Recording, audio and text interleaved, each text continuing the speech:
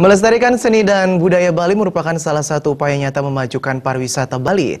Menurut seniman Inyoman Nikayana, generasi muda harus berkecimpung dalam melestarikan budaya Bali ke depannya.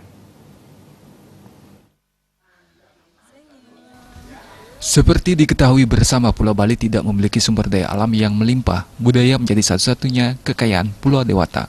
Melestarikan seni dan budaya yang dimiliki Pulau Dewata Bali merupakan suatu cara untuk memajukan sektor pariwisata.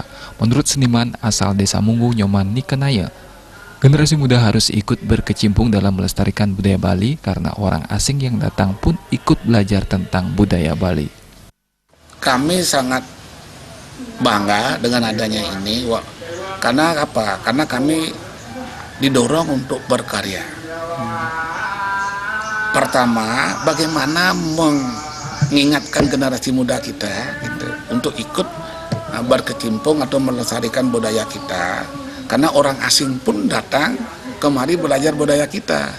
Jangan kita tidak belajar. Nah ini yang makanya kami sangat bangga dengan ada begini. Minimal masyarakat kita, terutama kami di Munggu, terpengaruh. Orang luar aja belajar, kenapa kita tidak? Nah ini kan manfaatnya luar biasa. Gitu. Itu yang poin pertamanya yang kami senangi. Saat ini banyak wisatawan asing mulai mempelajari budaya Bali, seperti wisatawan asal India dan Kanada ini. Mereka sangat senang bisa belajar dan mengenal budaya Bali. Mereka mengaku memperoleh pengalaman yang sangat luar biasa selama belajar seni di Bali.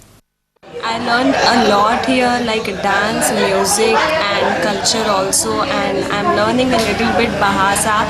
I'm trying to learning it, and to be here it is a really great experience because people in Bali, they are really good and they are really humble toward us. And the first time I came to Bali, I just loved the culture and the people and playing gamelan, and I think the music is just so beautiful and the scenery.